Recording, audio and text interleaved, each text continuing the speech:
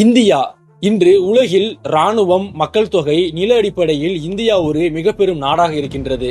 ஆனால் இதே இந்தியா சில நூற்றாண்டுகளுக்கு முன்பு பல நாடுகளாக பிரிந்து கிடந்தது. அன்றைய காலகட்டத்தில் இந்தியாவில் ஒரு நிலையில்லாத அரசியலும் இருந்தது. அந்த சமயத்தில்தான் இங்கிருந்த மக்களை அடிமைப்படுத்தி இங்குள்ள வளங்களை சுரண்டுவதற்காகவே ஐரோப்பாவில் இருந்து ஒரு கும்பல் கிளம்பி வந்தது. அவர்கள் இங்கு வந்தார்கள். இங்கிருந்த மண்ணையும் மக்களையும் அடிமைப்படுத்தினார்கள், வளங்களை சுரண்டினார்கள், நோய்களை பரப்பினார்கள், கலாச்சாரத்தையும் பண்பாட்டையும் அளித்தார்கள். 300 ஆண்டு காலம் இந்தியாவில் கோலூன்றி ஆட்சி செய்து இந்தியாவை காலி செய்தார்கள்.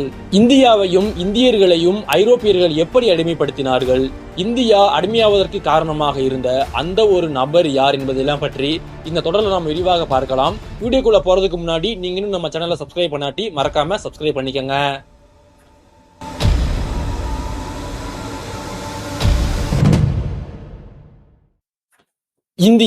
இந்தியா என்று சொன்னதுமே இங்கு பலருடைய மனதில் தோன்றுவது என்ன அப்படின்னா, இந்தியா ஒரு ஏழ்மையான நாடு, இந்தியாவில் வளங்கள் பெரிதளவில் இல்லை, இந்தியாவில் எந்த ஒரு தொழில்நுட்பம் இல்லை அப்படின்ட்டு பல பேர் நினைச்சுக்கிறாங்க. ஆனால் இந்தியா என்பது ஒரு காலகட்டத்தில் மிக பெரும் வல்லரசாக இருந்தது. இன்னும் தெளிவாக சொல்ல வேண்டும் என்றால், ஐரோப்பியர்கள் இந்தியாவிற்குள் வருவதற்கு முன்பு இந்தியாவில் ஏராளமான செல்வ வளங்கள் கொட்டி கிடந்தது. இன்றைக்கு மேற்குலக நாடுகள் செல்வதும், அமெரிக்கா போன்ற பல நாடுகள் செல்வதும் இங்கு இருக்கக்கூடிய மக்களின் மிக பெரும் கனவாக இருக்கிறது. இதே போன்ற மிக பெரும் கனவானது 400 ஆண்டுகளுக்கு முன்பு ஐரோப்பியர்களுக்கு இருந்தது. ஐரோப்பிய மக்களின் கனவு தேசமாக இந்தியா இருந்தது. இந்தியா என்று சொன்னால் அவர்கள் மனதில் தோன்றுவது இந்தியா ஒரு வளமிக்க நாடு, அங்கு தங்கம் என்பது கொட்டி கிடக்கின்றது என்பதுதான் அவர்கள் மனதில் முதலில் வந்தது. இதனால தான் ஐரோப்பியர்கள் இந்தியாவிற்கு எப்படியாச்சும் போகணும் அப்படின்னு பல திட்டங்களையும் போட்டாங்க.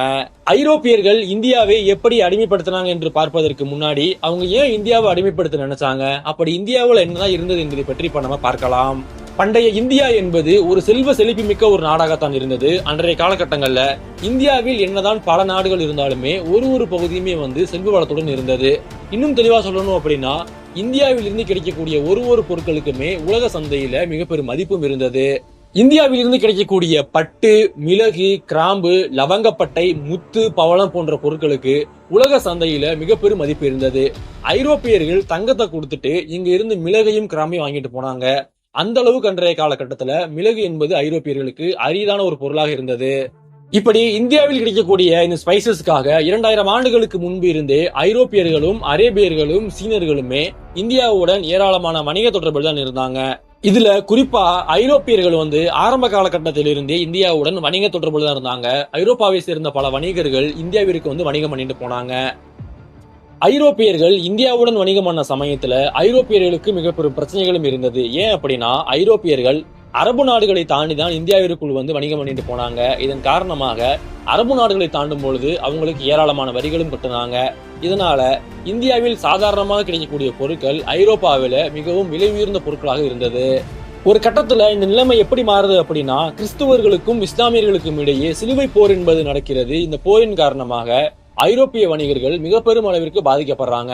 ஐரோப்பியர்கள் அரபு நாடுகளை தாண்டிதான் வரணும். ஆனால் இந்த போரின் காரணமாக அவர்களின் வணிகம் என்பது மிக பெரும் அளவிற்கு பாதிக்கப்பட்டது. அந்த சமயத்தில் தான் ஐரோப்பியர்களுக்கு தோண்டியது, ஐரோப்பாவில் இருந்து இந்தியா செல்வதற்கான தனி ஒரு கடல்வழி பாதையை கண்டுபிடிக்கணும். அப்படி கண்டுபிடிச்சிட்டோம் அப்படின்னா நமக்கு அரேபியர்களாலையும் இஸ்லாமியர்களாலையும் எந்த ஒரு தொலைவும் ஏற்படாது அப்படின்ட்டு அதற்கான முயற்சியில் ஈடுபட்டாங்க. ஐரோப்பாவில் இருந்த பல பயணிகளும் அந்த நாட்டு அரசர்களின் ஆதரவோடு நான் இந்தியாவிற்கான கடல்வழி பாதையை, அதாவது புதிய கடல்வழி பாதையை கண்டுபிடிக்க போறேன் அப்படின்ட்டு கிளம்புனாங்க. அப்படி கிளம்புனதுல மிகவும் முக்கியமான 2 நபர்கள்னா, ஒன்று கிறிஸ்டோபர் கொலம்பஸ், மற்றொன்று வாஸ்கோ ட காமா. இதுல கிறிஸ்டோபர் கொலம்பஸ் இந்தியாவை கண்டுபிடிக்கிறேன் அப்படின்னு சொல்லிட்டு அவரு அமெரிக்காவுக்கு போனாரு. அமெரிக்காவுக்கு போயிட்டு அவர் அங்க என்னென்ன அட்டுழியங்கள் பண்ணாரு என்பதெல்லாம் பற்றி நம்ம தனியா ஒரு தொடர்லயே பார்த்திருக்கோம். அதை பார்க்காதவங்க பார்த்துருங்க. கிறிஸ்டோபர் கொலம்பஸ் எப்படி இந்தியாவை கண்டுபிடிக்க போறேன் அப்படின்ட்டு கிளம்புனாரோ அதுபோலதான் அதே காலகட்டத்தில் தான் போர்ச்சுகல் நாட்டில் இருந்த வாஸ்கோ ட காமா எனப்படும் ஒரு நபருமே இந்தியாவிற்கான கடல்வழி பாதையை கண்டுபிடிக்க போறேன் அப்படின்னு சொல்லிட்டு போர்ச்சுகல் நாட்டு மன்னரின் ஆதரவோடு போர்ச்சுகல் நாட்டிலிருந்து கிளம்புறாரு. சரியாக 1497 ஜூலை மாதம் 8ஆம் தேதி அன்று வாஸ்கோ ட காமா போர்ச்சுகல் நாட்டிலிருந்து சவு கேப்ரியல், சவு ரஃபேல், சவு மைக்கேல் எனப்படும் 3 கப்பல்கள்ல 170 நபர்களுடன் கிளம்புகிறார்.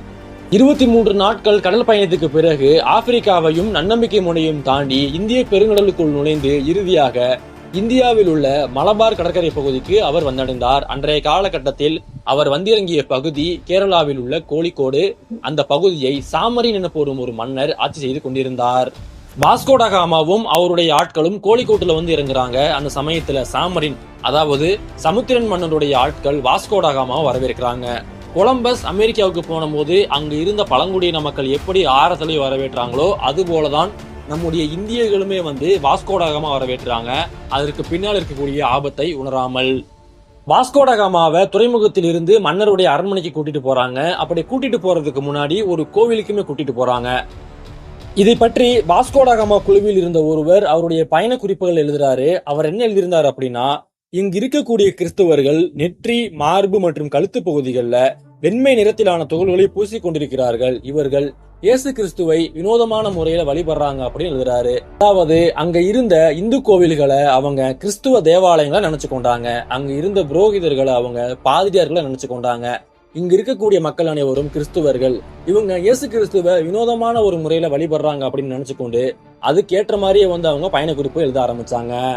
இதன் பிறகு வாஸ்கோட காமா சமுத்திரன் மன்னரை சந்திக்கிறார். சமுத்திரன் மன்னரும் வாஸ்கோட காமாவை வரவேற்று அவருக்கு உபசரிப்பும் வழங்குகிறார். அந்த சமயத்துல வாஸ்கோட காமா சமுத்திரன் மன்னர் என்ன சொல்றாரு அப்படின்னா, எங்களுடைய மன்னர் டாம் இமானுவேல் 3 கப்பல்களை தயாரித்து அந்த 3 கப்பல்களுக்கும் என்னை மேஜராக நியமித்திருந்தார். கிறிஸ்துவர்களின் அரசரை காணாமல் ஊர் திரும்ப வேண்டாம், அப்படி திரும்பினால் உன்னுடைய தலையை வெட்டிவிடும் என்றுதான் எங்களை பயணத்திற்கு அனுப்பி வை.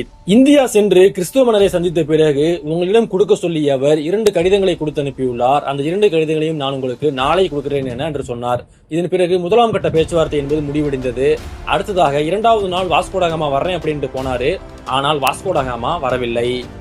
இதன் பிறகு வாஸ்கோட காமா ஒரு நாள் கழித்து மன்னரை சந்திக்கிறார். அவரை சந்தித்த பொழுது வாஸ்கோட காமா மன்னருக்கு கொடுத்த பரிசு பொருட்கள் என்னென்ன அப்படின்னா, அலம்பு கலன்கள், தொப்பிகள், எண்ணெய் பீப்பாய்கள், தேன், துணி போன்ற சில பொருட்களை கொடுக்கிறார். இதை பார்த்தவுடன் மன்னருக்கு மிக பெரும் ஏமாற்றம். நீங்க செல்வ செழிப்பு மிக்க ஒரு நாட்டில இருந்து வந்ததா நீங்க சொன்னீங்க, தங்கத்தையும் வைரத்தையும் கொடுப்பீங்கன்னு நான் எதிர்பார்த்தா நீங்க என்ன தேனையும் பழைய துணியும் கொடுக்குறீங்க அப்படின்னு கேட்டாரு. இதன் பிறகு வாஸ்கோட காமா அவர் கொண்டு வந்த 2 கடிதத்தையும் மன்னர்கிட்ட கொடுக்கிறாரு. அந்த கடிதத்தை ஒருவர் படிச்சும் காட்டுறாரு. அந்த கடிதத்துல அந்த மன்னரை பற்றி ஆகா ஓஹோ என்று புகழ்ந்து எழுதியிருந்தாங்க. அதை கேட்ட உடனேயே அவர் மெய்மறந்து போர்ச்சுகீசியர்கள் இனிமே கோழிக்கோட்டுக்கு வந்து வணிகம் பண்ணிட்டு போலாம் என்கின்ற ஒரு வணிக உரிமையுமே வந்து கொடுத்தாரு. இப்படி மன்னர் போர்ச்சுகீசியர்களுக்கு அனுமதி கொடுத்தது அங்கு இருந்த சில வணிகர்களுக்கு பிடிக்கல. அவங்க யார் அப்படின்னா அவங்க அரேபியர்கள். அது ஏன் அப்படிங்கறத நம்ம அடுத்த பதிவுல பார்க்கலாம்.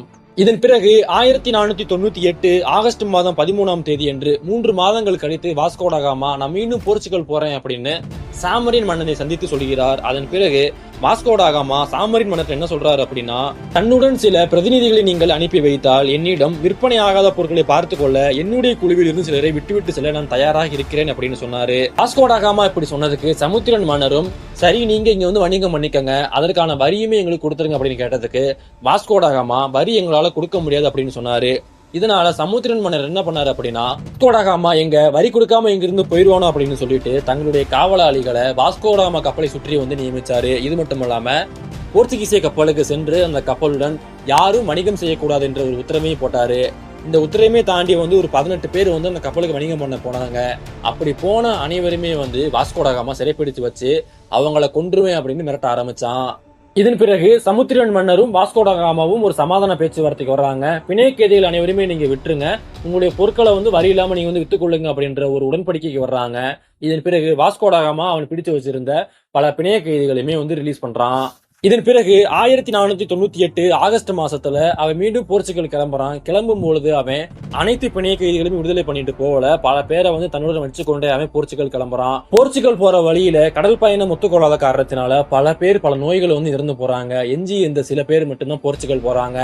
வாஸ்கோட காமா போர்ச்சுகல்ல கால் பதித்த உடனே வாஸ்கோட காமாவுக்கு போர்ச்சுகல் மன்னரால ராஜ மரியாதை என்பது கொடுக்கப்படுகின்றது. பிறகு போர்ச்சுகல் நாட்டு மன்னருமே அவருக்கு அவரே வந்து பல பட்டங்களை சுட்டிக் கொள்கிறார். அது என்னென்ன பட்டங்கள் அப்படின்னா, lord of Guinea, navigation and commerce of Ethiopia, Arabia, Persia மற்றும் இந்தியா போன்ற பல பெயர்களை தனக்கே சூட்டிக் கொள்கிறார்.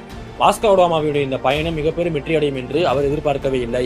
இது மட்டும் இல்லாம வாஸ்கோட காமா அவர் கொண்டு போன பொருட்களை வச்சு இந்தியாவில் வணிகம் பண்ணிட்டு அதன் மூலமா பல பொருட்களை கொண்டு வந்தாரு. அந்த பொருட்கள் அந்த பயண செலவை காட்டிலுமே வந்து மிகப்பெரும் லாபத்தை அவர்களுக்கு ஈட்டி கொடுத்தது. இதனால போர்ச்சுகல் மன்னர் மிக பெரும் அளவிற்கு மகிழ்ச்சி அடைந்தார்.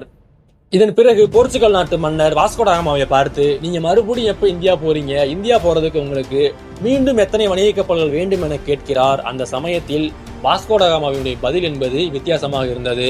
இந்தியர்கள் என்ன ரொம்ப அவமானப்படுத்திட்டாங்க, இனிமே எனக்கு வணிக கப்பல்கள் தேவையில்லை, எனக்கு போர்க்கப்பல்கள் தான் வேண்டும் அப்படின்னு சொல்றாரு. போர்ச்சுகல் மன்னரும் 13 போர்க்கப்பல்களை வாஸ்கோடகாமா கொடுக்கிறாரு. 1500 மார்ச் மாதத்தில் இந்தியாவை நோக்கி 13 போர்ச்சுகீசிய ராணுவ கப்பல்கள் இந்தியாவை அடிமைப்படுத்துவதற்காக கிளம்பியது. அடுத்து என்ன ஆனது, இரண்டாவது பயணம் எப்படி இருந்தது என்பதெல்லாம் பற்றி நம்ம அடுத்த பதிவுல பார்க்கலாம். தொடர்ந்து இணைந்திருங்கள். நன்றி.